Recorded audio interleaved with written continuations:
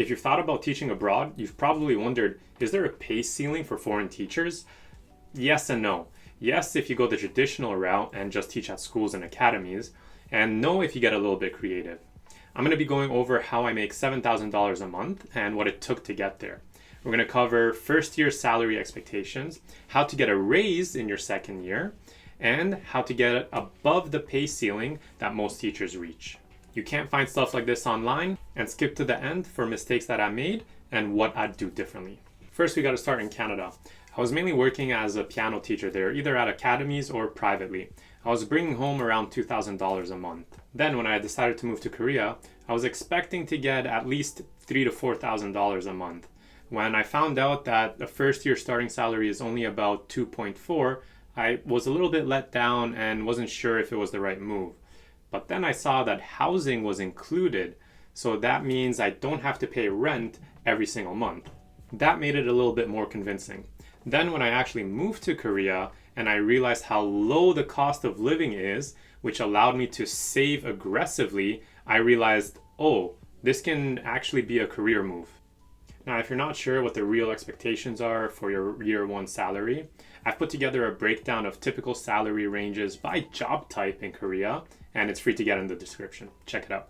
So let's start with my first year in Korea. The expected salary is around $2,500 to $2,700 a month. I came here 5 years ago, so I started off at 2.4. Now going into my second year, what I didn't know is that I could negotiate the raise I would get. So almost all teachers go up to 2.6 in their second year, which is a $200 raise.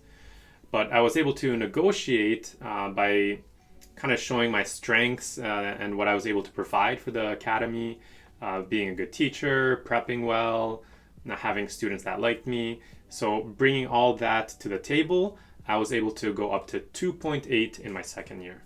Now, a trick that I used to also negotiate was showing another job offer. So what I did is in my second year, I applied to another academy and I showed that they were offering 2.7. So I said, look, I see your 2.6 offer, but I have another offer. Here's the email. They're offering 2.7. Could you offer more? If so, I'd be willing to stay. So that was the trick I used for my second year. Now going into third year, again, I negotiated my raise, but this time I was able to become head instructor, which adds a bonus $500 a month. Plus with the negotiated raise of 3.3. So now I was at $3,300 a month, plus the extra $500 for the head instructor fee, pushing it up to 3.8. Now, this is all fine and dandy, but I was realizing I had some potential that I was missing, and that was my piano background. So during the afternoons, I'd always be working at the academies, which left my mornings and Saturdays completely free. And yeah, I tried to, exercise, eat healthy, go out for walks. But at some point I felt kind of itchy, like I wanted to do more. So that's when I had the idea of teaching piano in English to students who are interested. I started off just working on weekends. So this is where the monthly income started stacking by bringing in my monthly academy rent plus private tutoring. Now, what nobody tells you about the number you see on your salary is the cost of living. It's so cheap to live here compared to back in Canada. The first example I have is going out to eat. A meal for one person would be up to $40. Add that to two people, maybe a date night, you're looking at spending $80 to $100 a night. Now I compare that to a night out in Korea. Going out to eat could be as cheap as $10, at most $20. But I found that paying for two people would never cost more than $20 to $30, which is phenomenal. And then I looked at delivery. So when I would get delivery in Canada, it would always be minimum $40. So I would just never do it. Whereas here, delivery costs about $20 and it's outside your door in 30 minutes. No tip. You don't need to talk to anyone.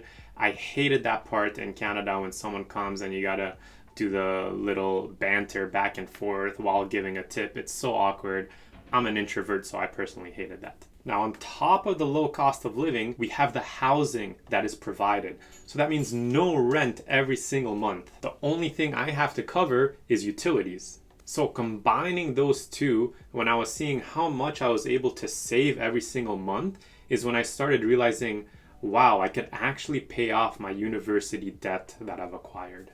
So that's what I did. I set a goal for myself and using my savings every single month to pay off my university debt. That was all paid off in my 3rd year of living in Korea. Now I quickly want to touch on some skills or certifications that can increase your value over time. So personally, I had the piano teacher background that I was able to use into the academies to show that I have teaching experience, I know how to work with kids, and that those skills I've acquired are very transferable into teaching English. Now, I personally do not have a TEFL, but I know that it does help when negotiating for a raise. But the biggest tip I can give is what I mentioned earlier, is apply to a second job, and when negotiating a raise, show the other job offer you have and ask them to beat that price. Currently, I've brought my total salary to $7,000 a month, and it's hard work, you know, it's not a crazy amount, but it's honest hard work. I'm working from usually morning to night, and I've cut down my weekends now, so at least I have that free, but my Monday to Friday is fully packed. So to quickly summarize about how to move above the pay ceiling that most foreign teachers face, make sure that you're negotiating your raises every single year, and then look for part-time work outside of your academy, whether that is making YouTube videos, teaching private lessons, doing modeling, translating, whatever skills you have that you can bring to the table. So on top of negotiating your salary, you can also negotiate your living conditions. What I mean by that is the apartment that's provided to you. Now, I didn't have any major issues, and that's why I didn't think much of it at the time. But I found out that some of my coworkers were doing this. They would negotiate to move into bigger apartments or better ones in one form or another. Another mistake I realized is the vacation days that are provided, if you don't use them, you can actually claim that money. Now, not all academies do this, but it's worth asking. So for example, I didn't use some of my vacation days in my first year, and I never thought to ask, could I get some monetary compensation for not using my vacation days? So my advice for someone who's considering on the move is that it's not that difficult to do well here. Just show up to work on time, be prepared for your classes, have fun with the kids, make sure they're enjoying the class, and that effort you put in will get rewarded in the future. And if you want more tips and tricks about how to prepare for your move to Korea, I've put together a Korea teaching package that I wish I had in my first year. This covers things that you need to get done when you're in your first month here that no one really talks about, how to set up your bank card, your transit card, your phone contract, and all the conveniences that you can take advantage of. Thanks for watching, and if you want to see something specific about living in Korea, I've been here for 5 years. Let me know in the comments what you want to see. I'll see you in the next one.